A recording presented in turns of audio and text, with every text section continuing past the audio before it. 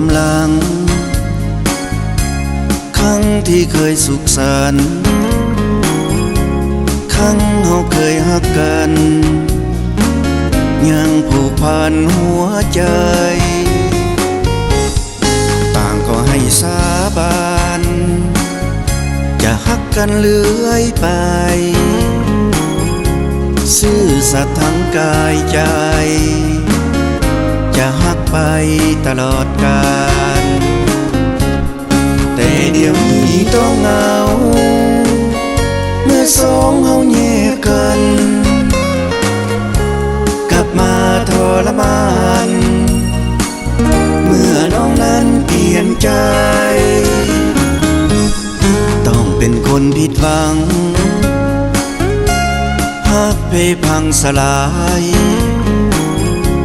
เศร้าโศกและเสียใจเสียดายแต่ความหลัง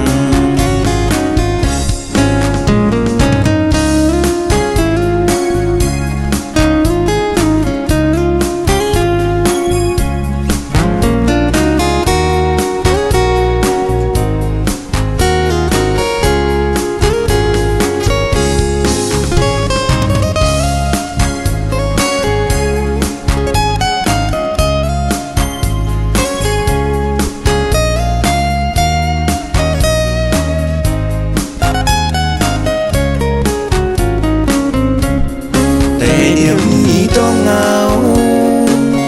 เมื่อสองเฮาแยกกันกลับมาทรมานเมื่อน้องนั้นเปลี่ยนใจต้องเป็นคนผิดหวังฮักเพพังสลายเศร้าโศกและเสียใจเสียดายแต่ความหลังเศร้าโศกและเสียใจเสียดายแต่ความหลังเศร้าโศกและเสียใจเสียดายแต่ความหลัง